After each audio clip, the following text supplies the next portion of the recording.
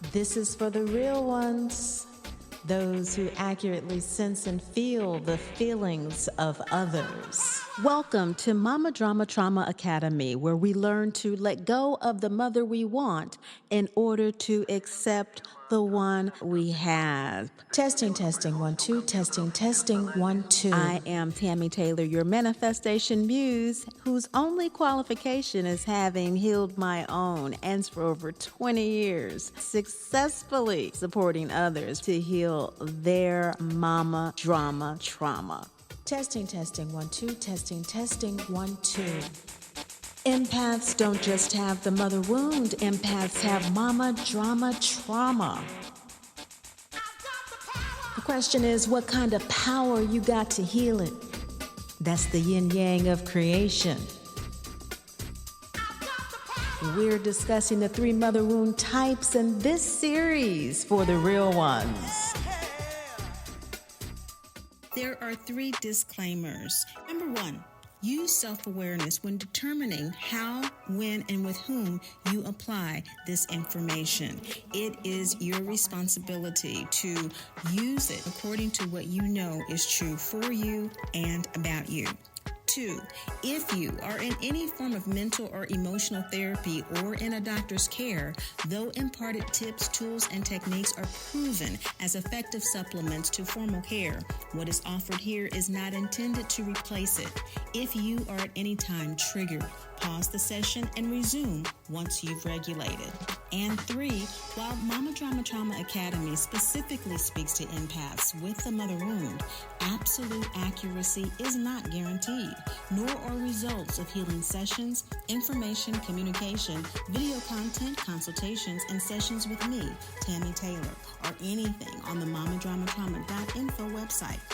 All content is created for educational, spiritual, and entertainment purposes only. Okay, we got a doozy today. We have completed all about empaths, and now we are going into a whole different series. Welcome, and a lot to cover with regard to the mother wound empath types. Been promising that. And so here it is. And I've been praying about it. And of course, I did a reading. Want to hear it? And we are going to do that as well. But I knew it was going to have to be very strong, as accurate as I could make it based on the 20 plus years I've been working with mother wound empaths, knowing how unique each of us truly is and those characteristics we share, how to delineate them and try to categorize them in a useful manner for those of us learning. Welcome back.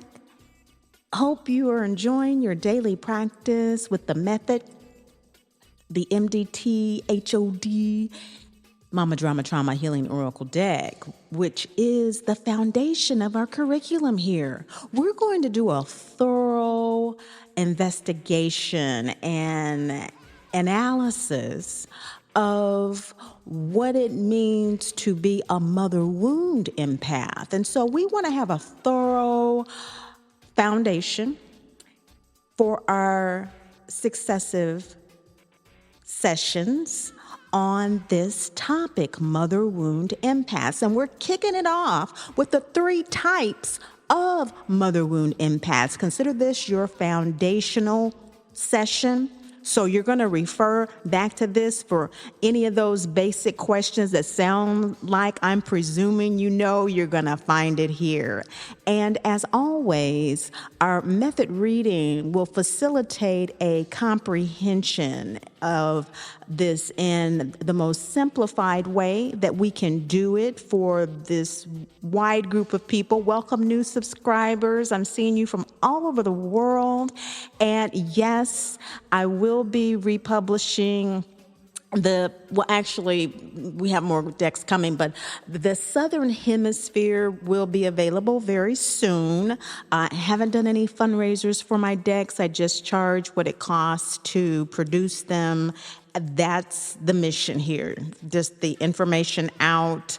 This is my karma yoga. This is just work to do for me, and I hope that it's useful for you. So, Southern Hemisphere people, do not dismay. That is on the way.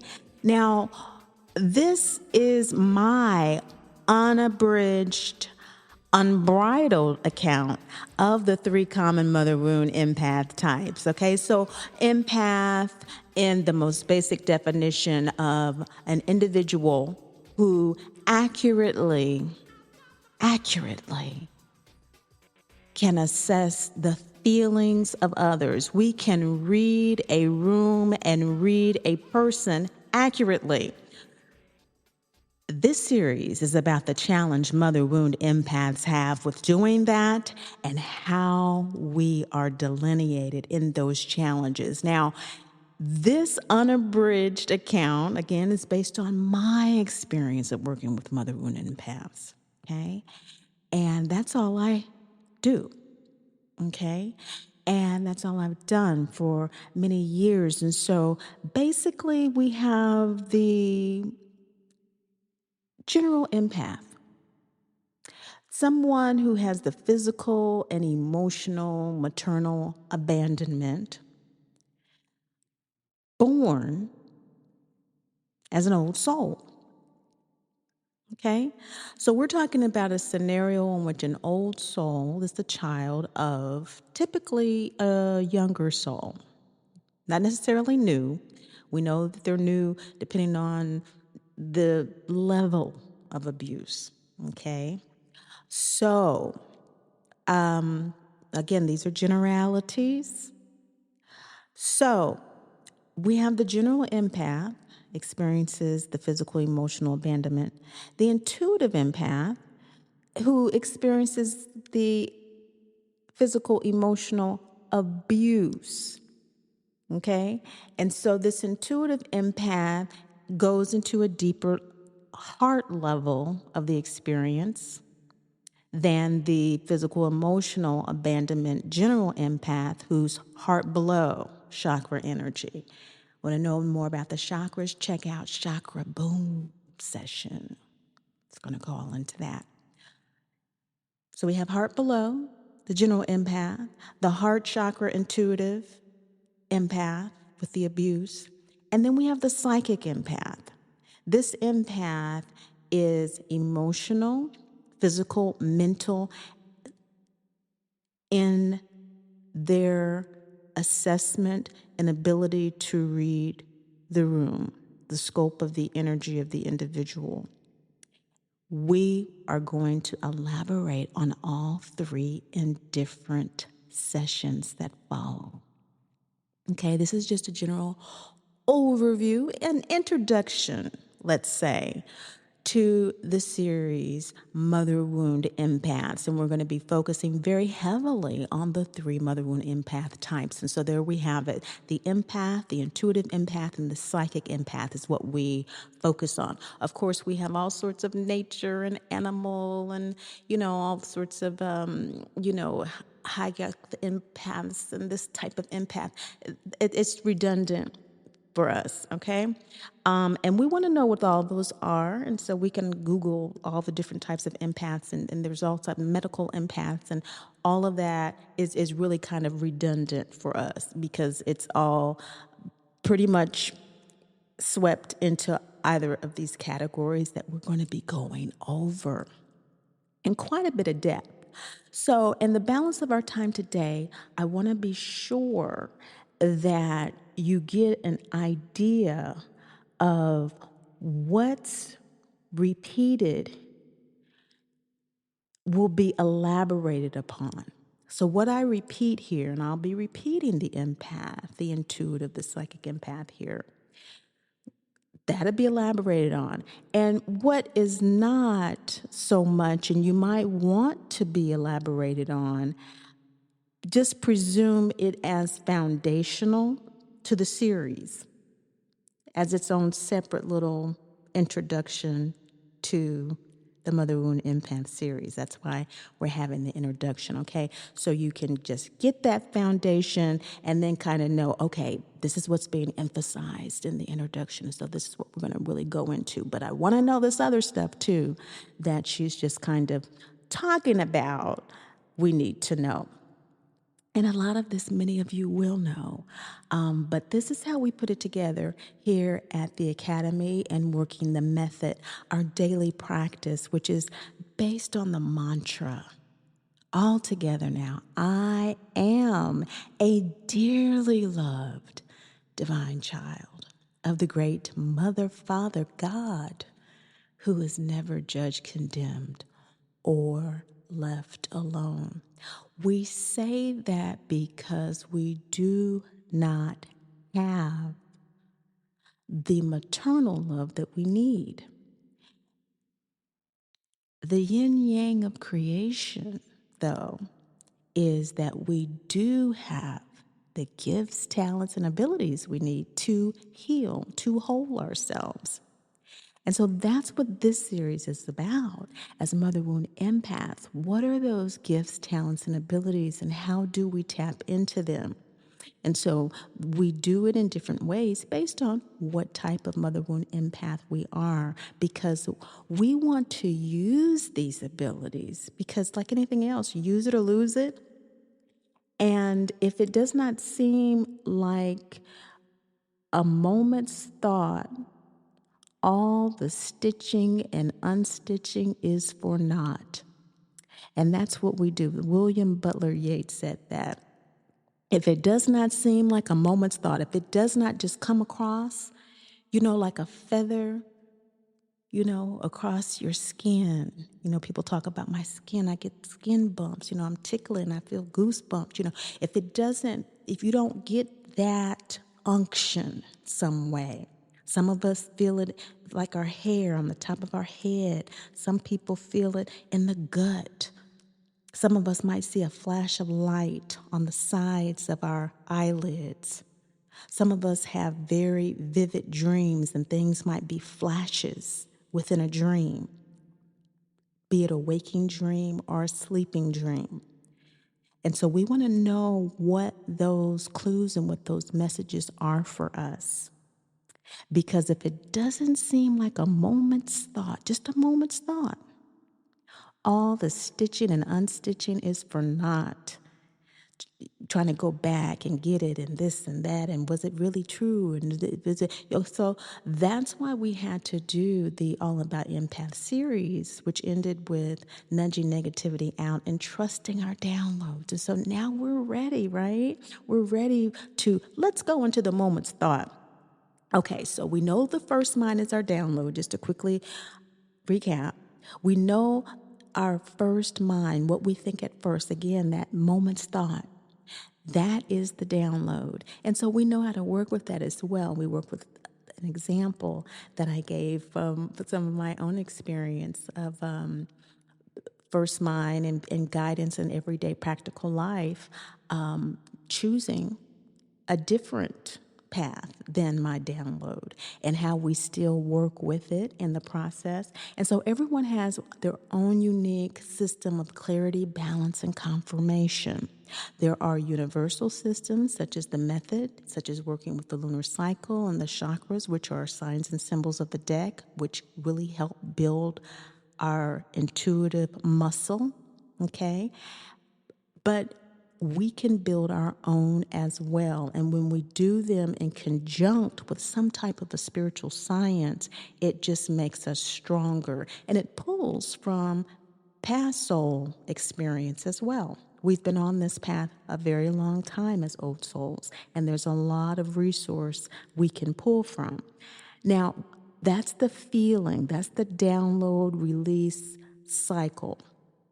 And speaking of spiritual healing and soul experience, what this is all about is us having to learn the more subtle maternal energies, great mother divine energies, so that we can trust our soul as as a strong entity in and of itself without having to rely on another being in a needy way.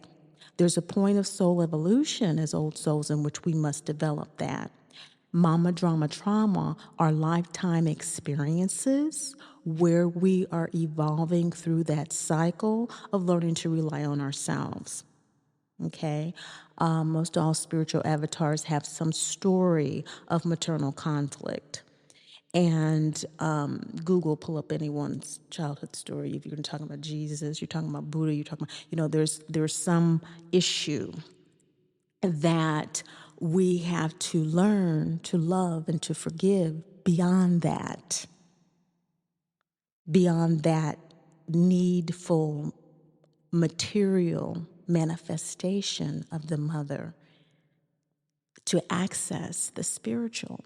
So, as gods and goddesses, we go through the dark night of the soul for the gold. We correct this imbalance, this material imbalance, this over reliance on the material so that we can balance ourselves with our internal astral strengths. And that's what makes us sick. We talked about that too, having so much of this energy unused and unaccessed that it makes us sick. We're constantly suppressing it because of what the material world is showing us through our physical eyes, what we're hearing in the physical world, as opposed to focusing on what spirit is saying to us, what we are creating in our thought and our mind in the world that we want to see. Okay, so we're not talking about being delusioned by a hope, but we're talking about being inspired with the aspiration of making that transition from the old law of judgment and condemnation that Moses freed us from to lead us out of the physical bondage, okay, necessary for physical survival, that great father law, the commandment, to that more feminine energy of the New Testament, the dispensation of the Holy Spirit, the eternal grace and mercy, the Christ consciousness card in the fifth suit of resurrection, where we are embracing our divinity identity. We are sacrificing, letting go of something of value. That association with the material mother is of great value. We can never sever that. It's in our DNA. It is a part of us. We are rebirthing ourselves with a consciousness. It's not a physical that we're focusing on. We're not focusing on the physical no contact, the physical this and that. It is the conscious rebirth of the divine law that allows us to embrace our divinity identity, that we are dearly loved children of the great Mother, Father, God, who are never judged, condemned, or left alone. So we download the acknowledgement. We download the self-inquiry, and Great Mother gave us a beautiful message about us as Mother Moon empaths today. We download how to process in a healthy way. We download what's true for us, our integrity, that rebirth, resurrection, and emancipation that aspire those suits for those chakras, the aspiration to live in loving detachment. So as we do that, these three areas are not indicative of all empaths. This is about MDT. The three empaths that don't have the mother wound per se. We have a dysregulated consciousness because as old souls, we know from experience that we are dearly loved. We've lived through too many crises. We're in yet another one in this lifetime, the global conditions. We've lived through many of them.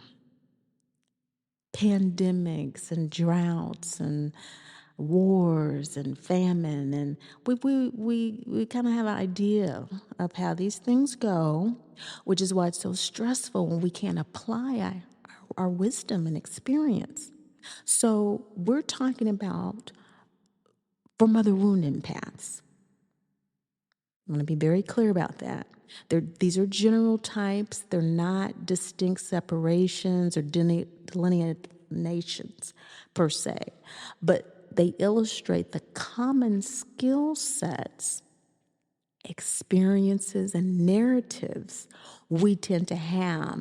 So while they're not stereotypes, think of them as experiential trajectories by design, okay? They're MDT, they are trajectories that MDT sets in motion. If we are affected by this, age 3 years below, the wound is very deep. It will probably and most likely not be healed this lifetime because the conditioning is not present in order to shift that consciousness. It's hardwired. Like you can change the motherboard of a computer, but it would have to be worth the effort and energy to do that, especially with how quickly technology advances. By the time you change a motherboard to update it, it doesn't have as much power, the motherboard that you would have to put into the computer in order to be able to function in the way that you need it to function today with the applications you're trying to work to. It can be done, but usually what happens is we allocate energy toward things that are going to be most effective for us based on the energy that we have. And so that's what this is about. We're going to cover the common paths that address that for us as mother wound empaths over the following weeks. Okay, so now, what is our biggest fear? We're going to go right in for the jugular with this. This is such a big topic, as I said. We just want to go right in and hone in because once we know the biggest challenge and the way we go about addressing them and how effective we are at doing that, we can solve a lot of problems. And so that's our goal here at the Academy. We want to focus our energy. We want it to be effective. We want to get the optimal results for our energy since so many of us have challenges with being able to sustain our energy. We want to use it as effectively as possible, right? So, what is our biggest fear? Now, we know that we always have a choice, and there is only one choice in life, as the Course in Miracles teaches. A Course in Miracles teaches that there is only one choice in how to live our lives, in fear or in love. Everything we do, it goes on to teach. We either do it out of fear or we do it out of love. And we have been raised out of fear.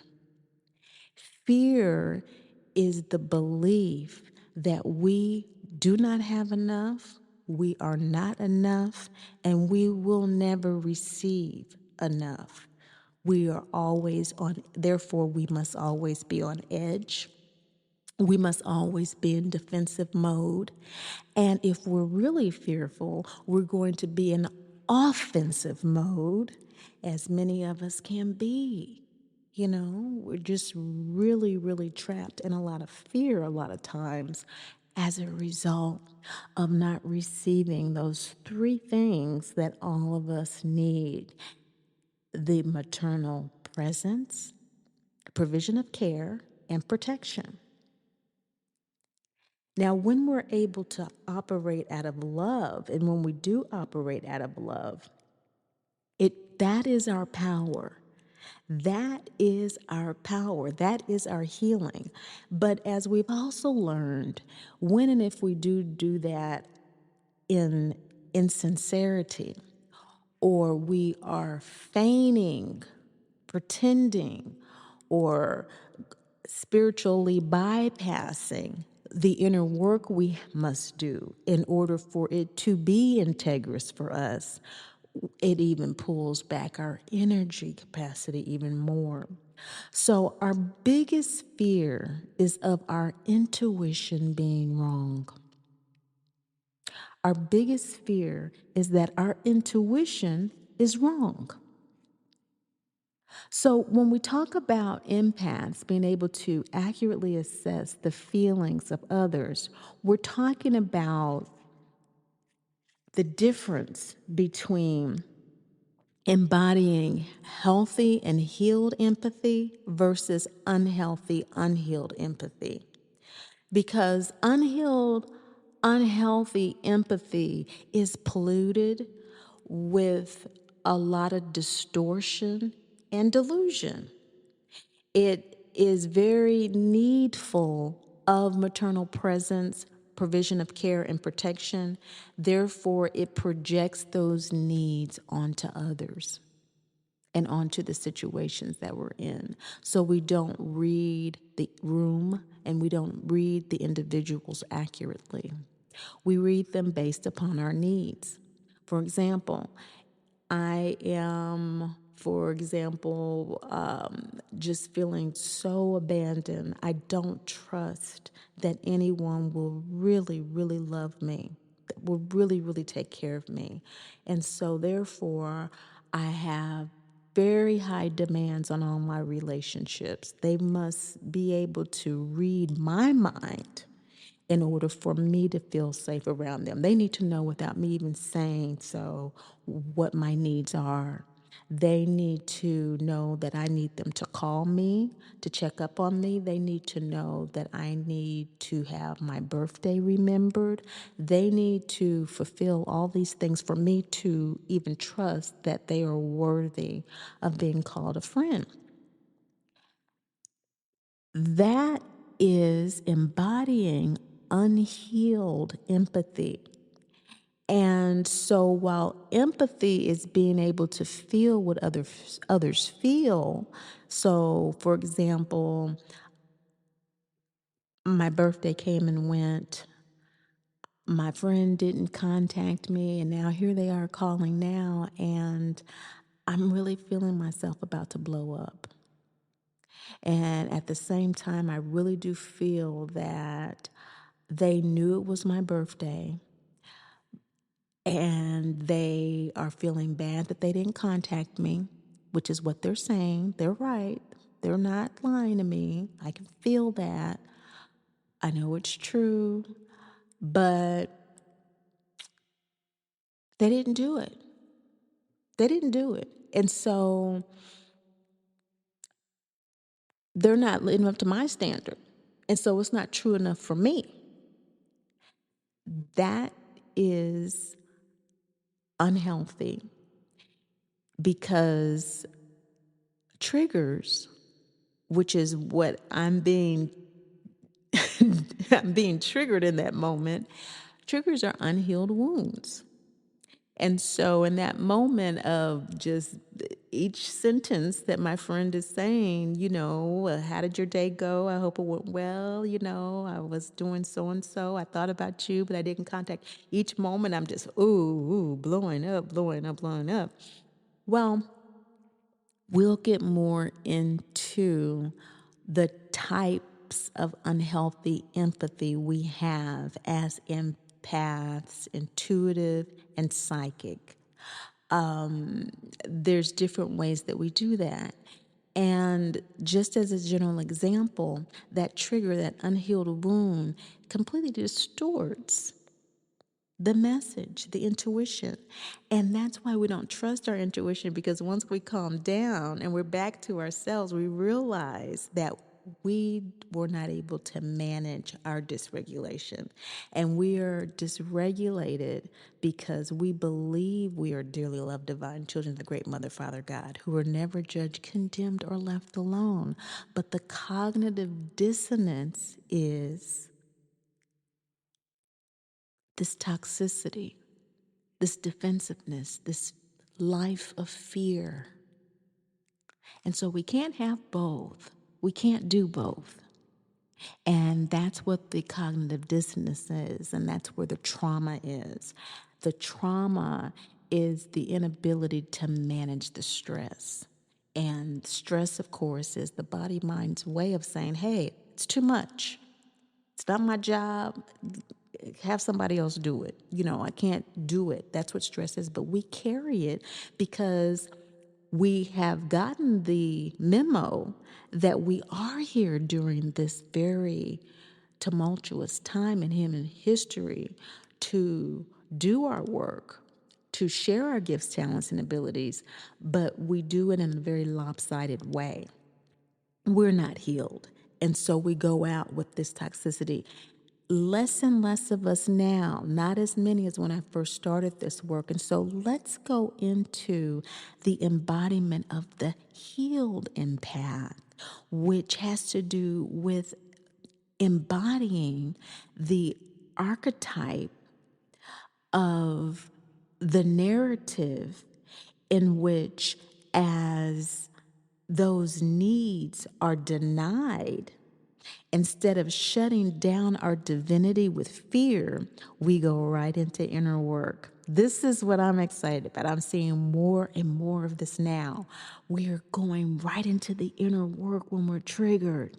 And so what we're doing when we do that is we're saying to that inner child, that we're giving that inner child care. And we're saying, my inner child is afraid right now and is reacting very narcissistically. And so let me zero in on, let me assess, let me see where this energy is landing. Is it landing in fight? I don't know. Am I really wanting to fight this friend on the phone? Is it landing with flight? Am I wanting to just fly away and just leave the situation? Am I freezing or am I fawning? Okay, so these fearful reactions, this dysregulation that gets us over the edge, these triggers, it fight, flight, freeze, or fawning. So typically, when we're talking about the need for protection, when mama is not protecting us, we don't feel safe, and we are in a state of panic. It's just a simmer. It's a constant simmering, a panic. And so a lot of times what we hear initially as the characteristic of an empath may appeal to us because we need to have the space alone, a characteristic of an empath. We do not want to be overstimulated by loud noises or lights or sounds or big crowds and that sort of thing. It's appealing to us because when we are constantly in that low simmer of panic, we don't need that to be stimulated any further. And so there are ways in which we relate to the characteristics that we begin to find out are really there to help us tremendously once we remove the toxicity. Because once the toxicity of that low simmer of panic is gone from the fear of not being protected, suddenly, the time alone, not being overstimulated by crowds or noise or strong smells or foods that we're sensitive to, give us the power and the energy we need to actually do the artful, creative, beautiful things that we're here to do. Okay, so typically, protection is a fight response in terms of how we address the anger about having toxic intuition. So our biggest fear of not trusting our intuition is because we do have strong intuition. And so even when it is diluted by these challenges, it's still there and it's still speaking to us, that still small voice, and it's telling us, hey, something's not right. And I'm not being treated properly. There is a way that I know that I'm disliked even by my mother. And this constant simmer of this conflict, I don't want to be wrong about it. As an old soul, I know it's terrible to be wrong about something this severe. This is my mother we're talking about. I don't want this karma. So I'd rather just not deal with it at all. Instead of taking a step back and knowing that with protection, as a dearly loved divine child who's never left alone, we have a right to be safe. And we need to apply our intuitive power to that truth instead of, again, objectifying it to the material mother. It's simply a question of, am I or am I not safe in the presence of this individual in an objective way? So we're going to talk about that when we talk about that fight response to address the feelings of anger that we have. And once we do that, we are much more accurate in our assessment of that feeling in others, okay? That clears up that space. And so that fighting, just to give you a preview, it really has to do with that confidence, okay? To just do that kind of objective look at things versus the constraint of shame, blame, and guilt that MDT sets us up for in that trajectory. Okay? And so that confinement to that mentality as opposed to the transformative rebirth that we are looking for, our empowerment. Okay. And so just give you a kind of a preview of what that is about. So in the three types of mother wound empaths, the first one really does deal with that protection issue. And again, that's kind of that 0 to 3 years old, just having some horrible, often suppressed, deeply suppressed, abusive experiences. And so that reluctance to fight or that over offensive attitude towards others based on the constraints of MDT.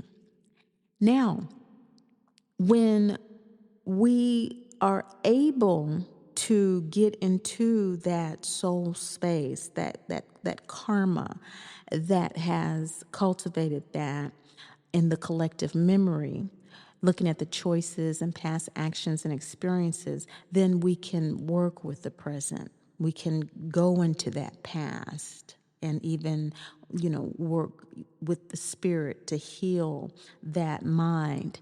And so that's what that is all about in terms of the protection. And so the three P's are directly related to the number one problem that we have with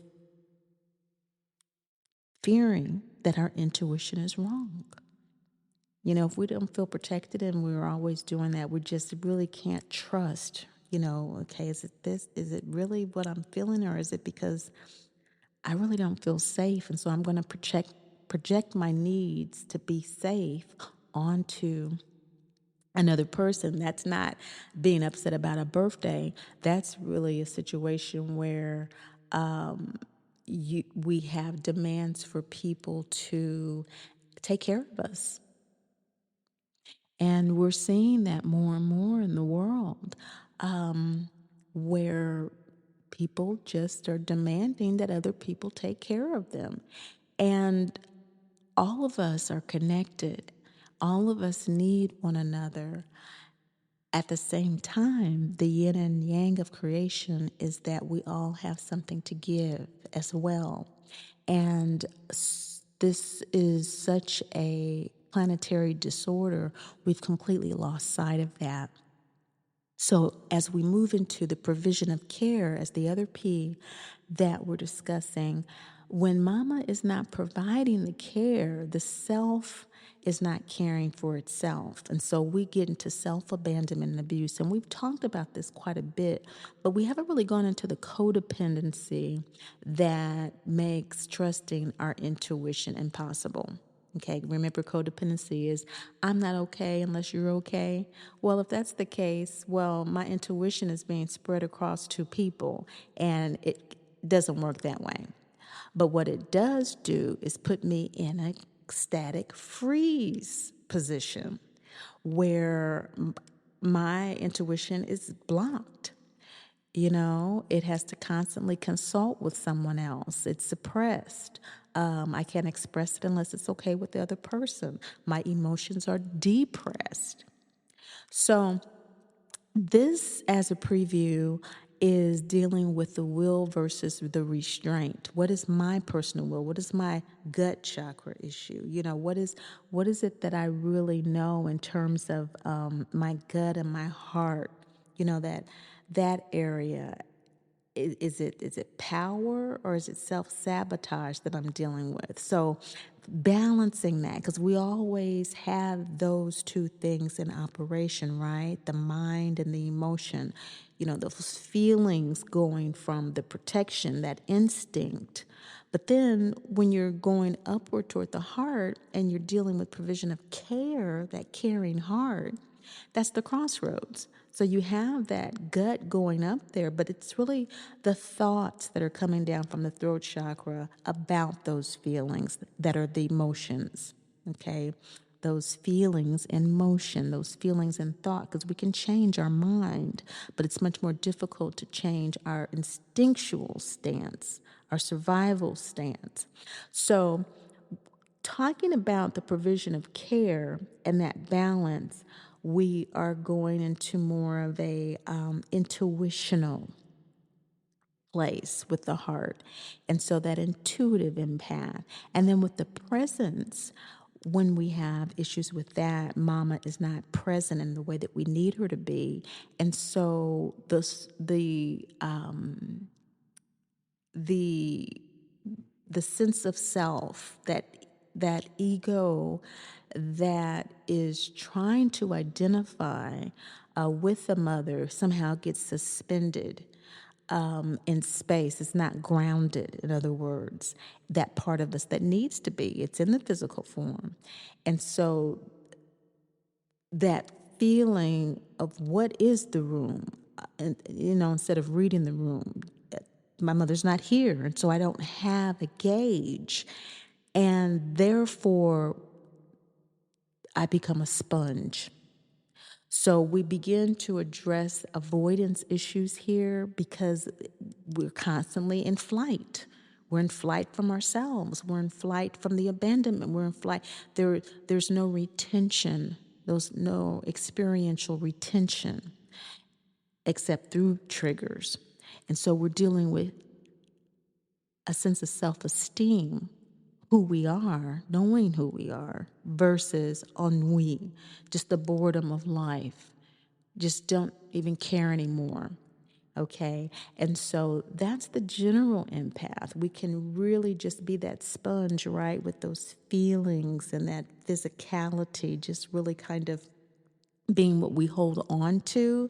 But at the same time, we want to escape. And so that kind of style of dysregulation, that instinct, memory, and reaction kind of going on. So when we are addressing this biggest fear, the transformative power of love is to just choose, as so many of us are beginning to do, to embody the healthy empath. Even when we're at our most unhealthy, we can choose to stop ourselves in our tracks and on that phone be like, you know what? I was so mad at you for not getting in touch with me, but I'm so glad that you called because I just really was running away with myself. And I know that you care about me. I know that we are really good friends and you have a life and I have a life, but I just, can be really needy sometimes. And so I really appreciate you calling. Thank you so much. And we can always catch ourselves. And even if we don't do it in that moment, calling the person back. We have to forgive ourselves. Remember, we're dearly loved. And so that means that we have the capacity to dearly love others. Of the great Mother, Father, God, we're never judged, we're never condemned. And so we don't want others to feel that way as a result of our interaction.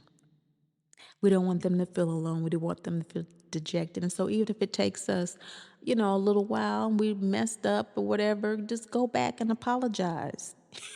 We can always do that. I know I've done that many, many times in my healing process. And yes, some people are unforgiving, but most people are. Most people are like, I love you. I forgive you. Especially people who know that you are doing your inner work. A lot of times people want to brag about, the spiritual work they're doing, this, that, and the other. You don't have to do that. Every once, somebody that's important to you, you can just say, hey, I'm really working on it. I really have had some emotional challenges and I'm doing some inner work. And I really appreciate your understanding. But I recognize that I was feeling that way. And I want you to know, I appreciate you. I don't want to be doing that. So, the overall inner work that we're going to be dealing with is fawning because all of us fawn, regardless of whether we're psychic, whether we're intuitive, whether we're general empath. We all avoid our issues to a certain degree and we minimize the distress or danger that we feel by this kind of pleasing, appeasing tendency that we have because of the feeling of being threatened, unprotected, because the feeling that if we do, others will not care, because if we do, I'll lose the presence. Okay, so that there's that cognitive dissonance with divinity identity, which is why the mantra is so important. And that's another thing. If we can't immediately, just kind of calculate and recalibrate and, work with it as we would as those of us who are doing the daily practice with the deck do, that's why she said, no matter what, Tammy, make sure everybody knows the mantra. You can, in those moments, always recite to yourself the mantra, I am. That's the overall inner work all of us can do when we fawn to address those self-abandonment and abuse issues that we know are being triggered. Just stop and say, I am a dearly loved divine child of the great Mother, Father God. No, they didn't call me on my birthday, but I know Great Mother loves me. And when we do that, we are speaking to everything and everyone within us that we have conflict with, that we are in dissonance with, that we are not resonating our divinity with. Everyone's a dearly loved divine child of the great Mother, Father, God. Even us. And we will stop judging ourselves so harshly. There are so many things that we don't like about ourselves because we are so aware of what our shortcomings are. We are made aware of them by the virtue of the pain that we feel. It just feels just these icky emotions all the time that we carry around. And that's why so many of us are, self-medicating so heavily and that sort of thing. It's because, nobody wants to feel that all the time. And we don't have to. It's just a signal. Those feelings are just a signal for us to choose healthy empathy. Just filter the information to align with your divinity. If the energy doesn't feel good and the frequency of the room or the person, go to where it does, or pull up your boundaries in a way that it will. That's the warrior. And when we talked about how do you do your goddess in that session, Great Mother did not have me talk about the warrior goddess in that one. And I will, probably in this series. Probably, yeah, in the Mother Wound Empath series is where the warrior goddess goes, because we have to have very clear boundaries, because the issue here is clear versus unclear distinction between the self presence, provision of care and protection, that inner child care, and how we do it within the various domains of our lives, because we must do it. And so some of us, are in some areas more than others. For example, some of us are more in public. And so we have to balance that with our secrets, things that we keep close to the chest, to protect again. And that makes sense. That's part of the warrior goddess. Private sector.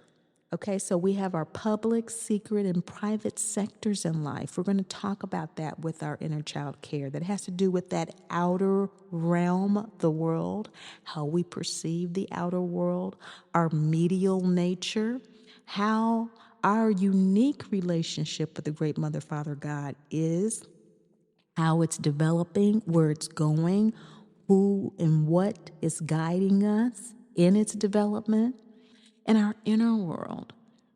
We also call it the ego, mind, and the soul.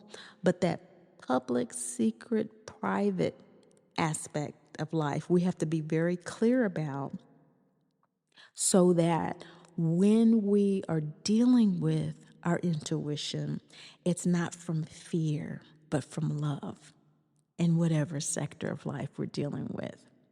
So that session takes us into mindfulness versus dissociation. Okay, a lot of us are still not really clear on loving detachment and dissociation. Dissociation is trauma. Trauma is soul dissociation, according to Dr. Paul Levine, who's one of the originators of the focus on trauma and psychology, emotional trauma. It is when the soul is kind of like, I have an ego, body, an identity, a mind, a free will that is not wanting to work with me. Okay? And I'm just going to have to wait this out until the body deteriorates, because I'm not going to be able to do very much this lifetime with regard to this particular issue. Now, there are other things I can do. Not a whole lot of other things, because this is taking up so much energy. MDT takes up a lot of energy. So there's not a whole lot of other things in life you can do, but do them well, rather. You can't raise children well, can't really work with others well. It's really hard to run a business well, run a home well, even without healing it. So, mindfulness versus dissociation is really important, because meditation can feel scary for individuals who go to self-protection as a form of dissociation, or presence avoidance. And so we want to get into that clarity about those spheres of life. And the most important for us, and the first and foremost, is that secret layer, that protective, that foundational we talked about from 0 to 3 years old. It's a very soulful space. It's a very soulful space. And Dr. Levine's work with that will give us some insights into that self protective mechanism and those blocks and self expression, or that disingenuousness that I talk about a lot, that emotional numbing, memory loss, even multiple personalities. Okay, and so that's where we want to get that real good clarity between that discernment versus disillusionment. And so what we want to focus on is that unprocessed, that's why it's a whole suit in the deck, processing. Because when we have unprocessed thoughts, feelings, and emotions from an intense event, we will not have the emotional capacity we need to have reliable intuition. Our channels are blocked. Our communication channels are blocked, okay? And so we want to get really clear about that and how those channels are blocked for each type of empath, okay? So the interactions that we have with others, so we start with ourselves, that secret space and that internal work with our integrity, with our mindfulness, and with our embodiment of the healed empath. And then we go into our evolutionary opportunities that we have based on our interactions with others that come from that embodiment. So we go from the unhealed or lazy empath that takes on others' suffering as opposed to doing the inner work of a daily practice, even if it's just the mantra, to shift the trigger, okay, healing that trigger bit by bit, that unhealed wound, into the healed or the inner work empath who is constantly processing. We're constantly making that choice to live in love, to process the suffering through our heart opening, that heart chakra. Okay, that chakra boom that we are able to activate that power within ourselves. And so choosing to use the energy or not allowing it to use us is signaling to the body and to our inner child that we are managing our stress. I'm doing my job. The stress is telling me what my job is not. You know, there are periods that I give myself a wide berth of rest on things and just relaxation because of stress. Is a big friend, one of my biggest friends in life in terms of a signal, a feeling, a signal. It's letting me know it's too much. And trusting our intuition through experience. You know, sometimes I may have thought something was stressful and it was like, you needed to work through that stress, girlfriend. And so how do we know that? Well, a lot of times those interactions that we have with other individuals where our gifts, talents, and abilities are needed. And sometimes we can feel drained by that, but that is just making us stronger to be able to give more. So, how do we know the difference? Well, we're going to talk about the 3 ways empathy is developed. That internal guidance we receive from Great Mother, our angels, guides, and ancestors is one way. Another way empathy is developed, many healthy empaths are trained, are mentored, are guided through external mentorship through their actual maternal line, mother, grandmother, aunties, okay? And this is a very ancient tradition. I call them other mothers, ohms, okay, all inclusive.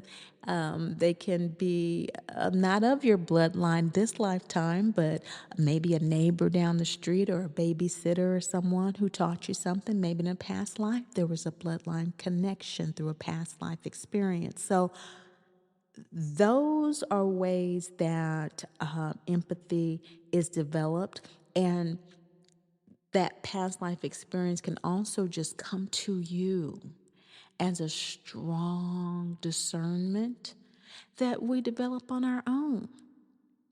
So, we want to talk about the infinite ways to learn and employ the clairs, the 8 clairs that are constant in that high voltage sensitive space that we have access to. We want to talk about the rules that apply to accuracy and the consistency, reliability of our intuition. So that fear goes away and we learn how to honor the power of our intuition. Sometimes it trickles through. We're going to talk about that. Sometimes it doesn't come all at once. And a lot of times just learning how to communicate that to people. You know, I don't know that you watch some of the television shows, but I love them with the psychics and stuff. And you can just see, or if you've been to one or been to a medium, they will tell you, hey, I know I've told a lot of people many times, this is what I'm getting now. What I'm getting now is this. That's all I got. That's all I'm getting at this particular time. But it is saying this, and then you go and you elaborate, because once we remove our own projections based on our own needs and our own toxicity, we're not operating on that anymore. We're just really respecting the needs of the individual. What do they want to know? What are their needs? What does their soul want to bring through? What connection does the soul really want to make? How does the soul want to use this opportunity to make a clear connection and actually use our gifts, talents, and abilities to do that kind of supportive work in a formal situation like that, or in an informal situation, which often happens when we're in the public domain? No one has to always know. Quiet as is kept, a lot of times we don't know. We don't know we're being used that way. We're going to talk about the direct correlation between that consistent intuitive accuracy, reliability, and utility that's direct, and that self-awareness and healing level. Okay? Sometimes we'll just know from our own cumulative experience that has been brought to consciousness through our active awareness, through our active daily practice. Great Mother would just drop some stuff down to us and completely pivot our day to doing something else, because the level of grieving that we're doing is so powerful. The love needs a place to go. In other words, grief is letting go and release, right? We're grieving the mother we want so tough, so fierce, so powerfully that it's being let go. So we have all of this capacity, all this energetic space available for love. It fills us up. We're feeling good. It's got to go somewhere. And Great Mother's like, so-and-so been waiting down the street. So-and-so been waiting. Oh, you ready? Okay. Just go over there and say hi. That's all you got to do. That's all you got to do. Just knock on their door and say hi. And the rest will follow. So when love has no place to go, is what they call grief. And that's very painful. But when we give it a determinant based on our confidence in our intuition, we are mothering ourselves and mothering others in ways that transcend all of the troubles of the world. So all of this is really based on and understanding of our free will and self awareness. How we use our free will to develop that self awareness, particularly as older, more mature souls. Because what happens when we do that? You know, what happens when we become more aware of who we are and what we're doing? Yes, we have more love. Yes, we have a greater capacity. But do I say, well, I just got to be an empath all the time. I got to be an intuitive. No, we already are. That's what an old soul is. It's just more that we become more like, okay, so now that I know blank, I can blank. We don't have as many questions anymore that tear down our confidence, that tear down our sense of self esteem, that make us question our divinity identity. We're emancipated. The emancipation suit is all about that return home. When Dorothy returns back to the farm, clicks her heels 3 times, body, mind, soul. Now that I know, period, I see, period. And that's what she shared when she returned home, didn't she? Now that I know, I've gone on the yellow brick road and I'll continue traveling it. I'm still a young woman. I still, have a life to live. I can understand blank. Now that I know, I will blank. And the will just gets more and more evolved. And those interactions that we have with our fellow travelers, the lion, the tin man, the scarecrow, all of us are growing. All of us are evolving. And that's where the tribe comes into play. Because self aware people, most of us at this level of awareness, are consumed with enjoying every detail of our self curated life. We are only distinguishing between the degree we are willing to exploit others to achieve it. We are looking at what it is that's important to us and how it's going to impact others. We don't want to hurt others. We know what that's all about.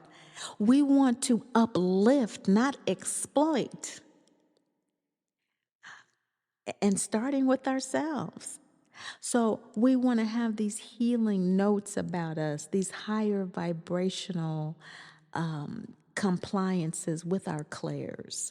And those clairs, of course, giving us that deeper insight. We talked about that in angel communication. Now we're going to talk about that with our inner communication and that empathy level as the living principle in right relationship with new and younger souls. You know, this discernment is about the comprehension of inner communication. And so when others don't respond with the loving support, appreciation, or consideration that we need, because we're always going to need that. We're dearly loved. And so that's our default. I'm loved, so that's what I need to be feeling. Okay, so let's not even confuse ourselves about that. What happens is we don't expect others to do that. We already know. Instead of having these high, outlandish expectations of others, we just have the only expectation is that we are doing what we need to do, self-aware.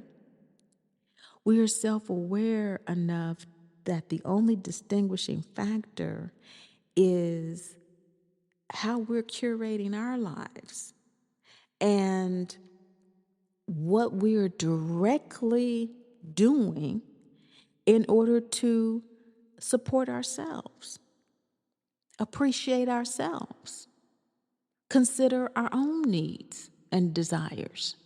Again, not at the point of exploiting others is not what we want to do. And we want to be aware of that because we are human beings. We're still working things out. We want to uplift others. And when we cannot uplift others, we allow them to be. Let them be.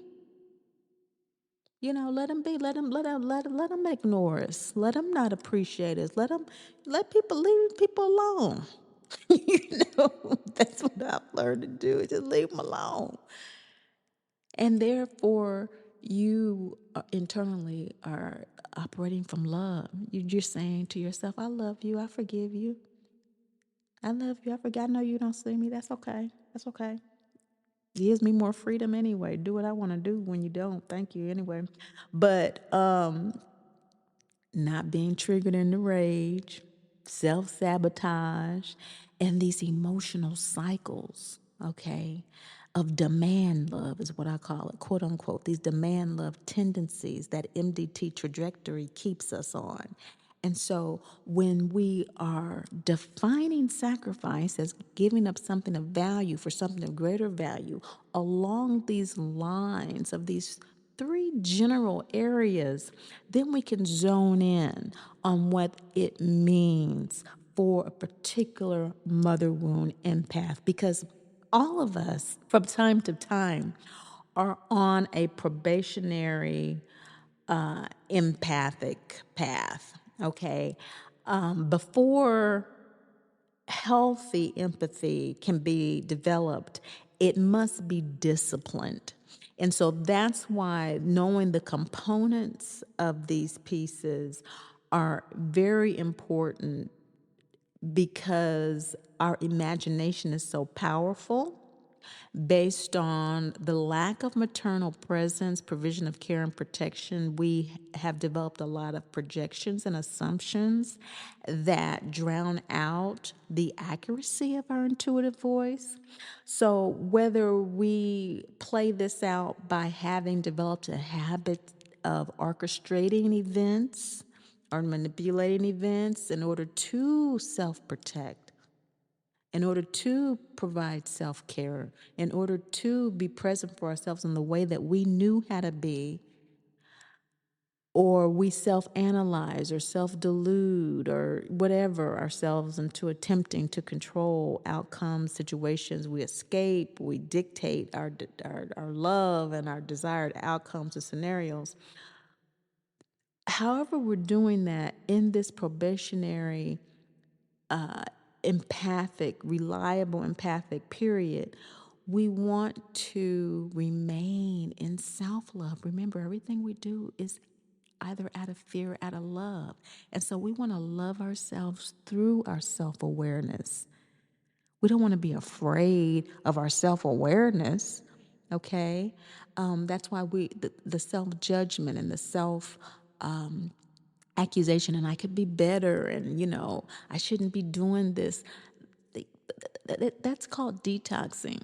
If you done a physical detox, I know I have headaches all the time when I'm doing so. I did just this spring, terrible headaches, you can have. They get less and less the more you do it. But the eclipses didn't help either in Aries. But in the Vedic, I do the Vedic, I don't do the tropical astrology. It was in Aries. And so this objective reality is an internal confirmation of our soul. It's the objective awareness of the soul, because that's where the reliable information is. The development of the boundaries is part and parcel of the daily practice in developing that vibrational autonomy. So, moving forward, just to recap, we are entering the series on mother wound empath types, and the common types being general, intuitive, and psychic. We have a huge central fear of not knowing whether or not we can trust our intuition. It's just a fear of being wrong, of it being wrong. And so, even though we can trust our downloads, we don't really act on them the way that we should, with the confidence, with the sense of self, with the sense of knowingness that our prayers are being answered through our own actions, but we have to trust the information to answer our own prayers. I don't want all these people around me that are so and so and so and so. Take me someplace else.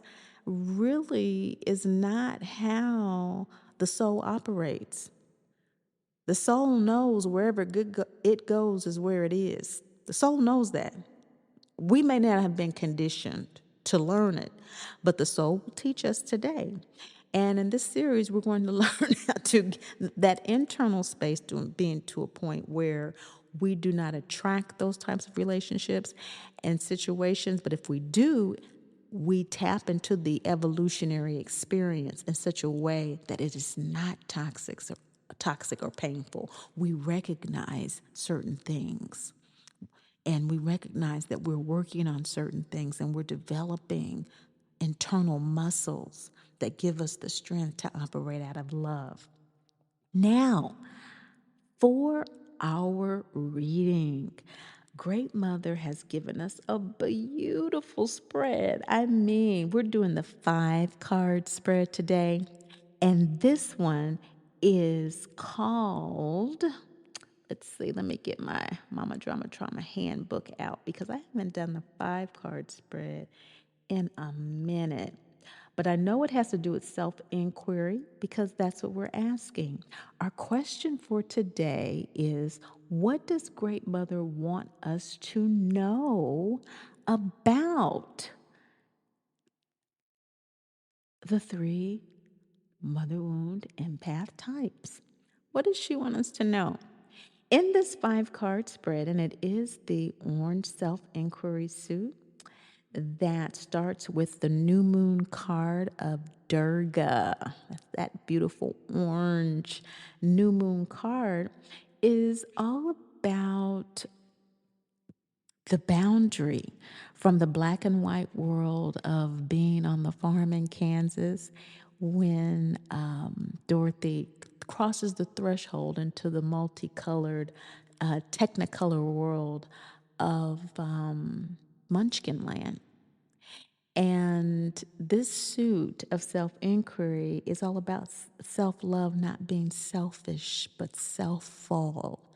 It says the self inquiry suit releases people pleasing. We said all of us are, whether we're a general empath, intuitive, or psychic, have the fawning tendency. Hattar, sacral chakra, black new moon card. Did I say Durga? Oh, I'm sorry. Durga is a gut chakra. That's the yellow card. I'm sorry. That's when she does go from the farm to the Munchkin Land. I'm sorry. The self inquiry suit, the orange, I was getting ahead of myself. Hattar is the black new moon card. See, that's why you gotta have your handbook. Um, Hattar, see, the self inquiry suit is when she is caught up in the twister dream. Remember, she leaves home and acknowledgement, the root chakra, she's uprooted. She runs away because they're trying to take Toto, and Toto symbolizes her intuition. And that intuition, again, that she acknowledges, this Miss Gulch is crazy, and it's trying to take my dog, trying to take my intuition. Miss Gulch symbolizes the drama mama. Now, of course, Aunt M symbolizes the other mother. Okay, the taking care of her. But she couldn't do anything. And many times our aunts and our relatives, they can't do anything because, as Aunt M says, it's the law. Miss Gulch has a citation from the sheriff that your dog has been a nuisance and she can take it. We can't go against the law, Dorothy. And the sole contract, the law for MDT, is that we are here to evolve in self love. We have to learn to love ourselves. Self love and spiritual independence, having that own unique relationship with the great Mother, Father, God. However, we need to experience that. Now, Hattar being the new moon card here, correcting, is course correcting here, is that pleasure principle card. And she was seeking pleasure when she left the home. The crescent moon is Sedna. She had to deal with being a victim or a victor mentality. I believe the first quarter moon card in that is Rhiannon, self doubt. She had to overcome self doubt. Ishel, the gibbous moon, is the Mayan goddess of healing and health and the moon, lunar cycles, to be in touch with your most inner self. And she got a reading from Professor Marvel, remember, in the tent. And he told her once he snuck a picture out of her picnic basket and saw her and Aunt Em that she was wanting her to come home. And then the next card being Ishtar, where she was it Ishtar? Yeah, she sold herself out. You know, the prostitute card, and we either sell ourselves out or we sell ourselves in to life, where we're not going to budge on who we are. We're going to be who we are. And how many times, do we have the self inquiry about that? And again, our biggest fear is that our intuition is wrong. And so that is the whole deal. And that's why we're doing the 5-card spread, okay? It's because that's the issue. Our biggest fear as Mother Wound Empaths is that our intuition is wrong. And we're going to deal with that in this series. This spread has in the left-hand corner, as you can see in the notes below in the photograph, to the far left is the nature of the shadow. Next to it, to the right, is the present relationship to the shadow. The center card is work to release shadow. The second to the right is the quality to embody or facilitate release. Talked about that a little bit. And the last card is the outcome of work. Great Mother's message here. The handbook goes on to say that Sedna, sacral chakra crescent moon card, ends the cycle of blame with self-observation. So that's what we're talking about, self-observation, reflection, awareness. The crescent cards all end our healing cycle because we always end with planting with MDT. We end with planting. Our first card is the major arcana, self-inquiry in this case, the S in Aspire. The download, all of the major arcana cards are balsamic moon cards. They're download cards because that's the first phase in our healing process, is that download. The download in the acknowledgement suit is Newt. Seen, unseen, unheard. We have to acknowledge that. That's the download. And here with self-inquiry being the download, the first new moon card in this suit is Hatar, pleasure principle, embodying that healthy empath. And Great Mother has Sedna as the first card to the left, the nature of the shadow. So the nature of our shadow is right here.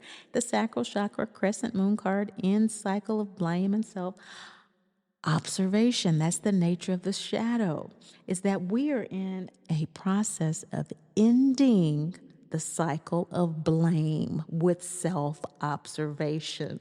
I knew I was speaking to some sharpies.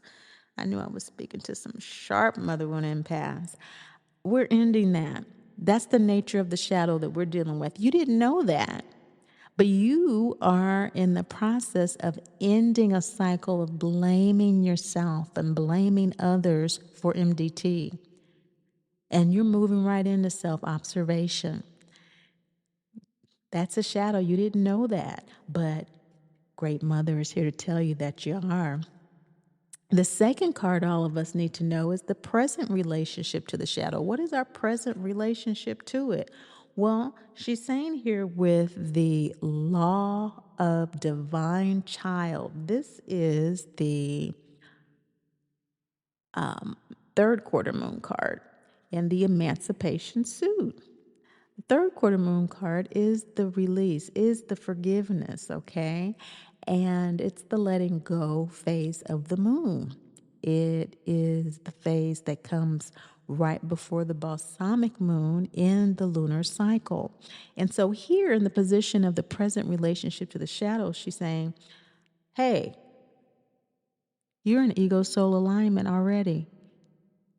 So, many of us may not have been unaware that that's where we are. A lot of us know that we're in a phase of self-observation. And isn't that the truth?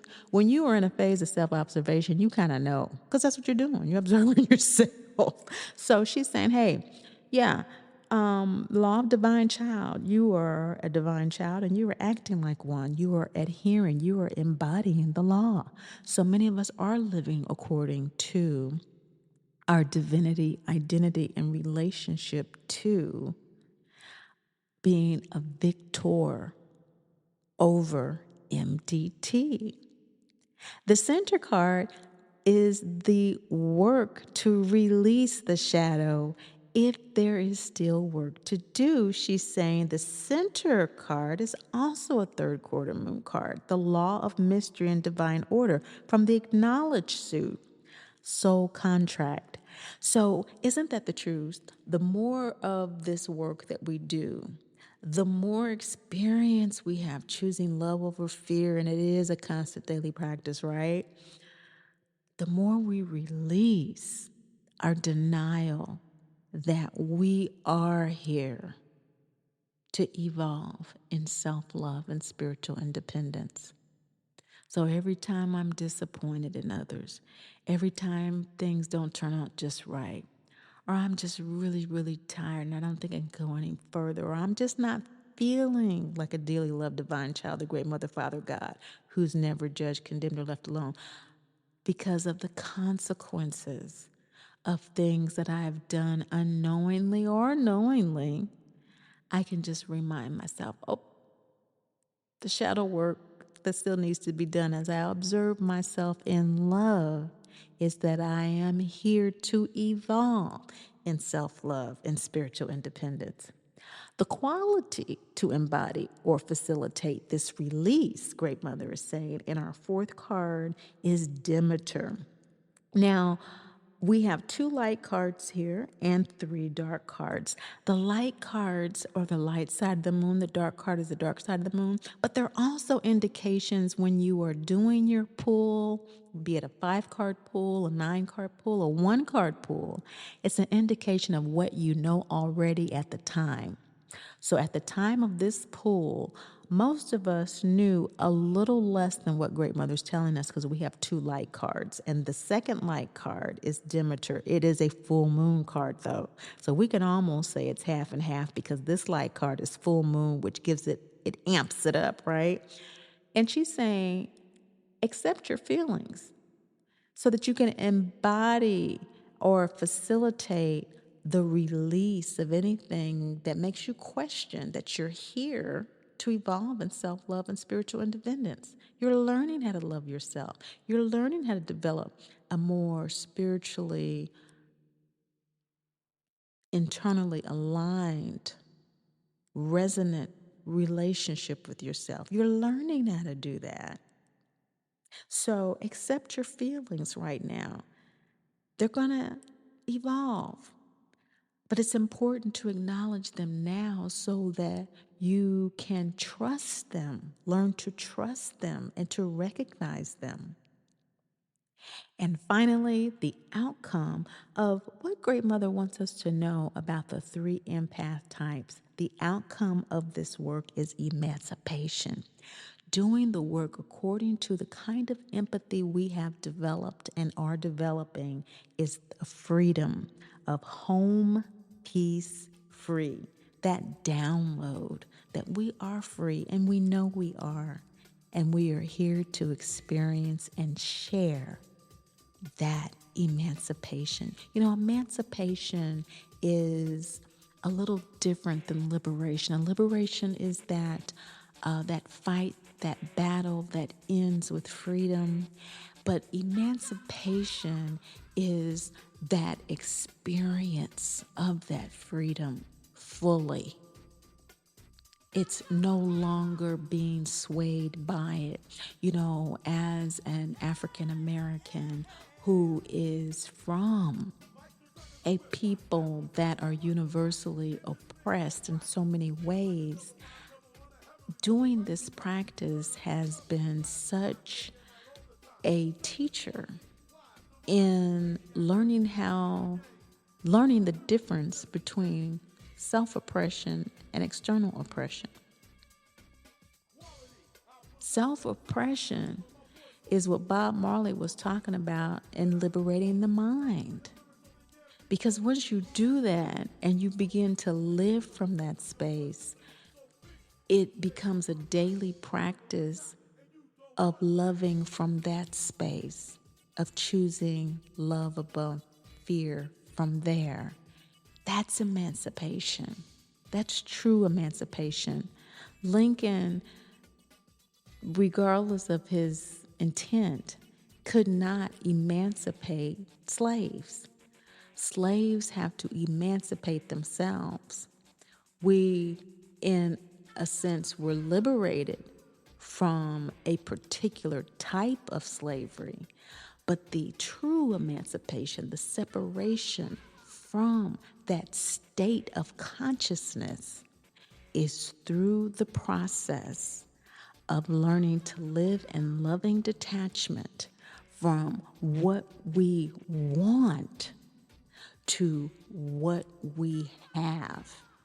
And what we have is based on our perception. What we have with MDT is more than a material mother. We have a spiritual mother that is within us, that guides us. So I hope that has been helpful and that you're excited about our new series to come. But above all and most of all, remember, Great Mother loves you, and I do too.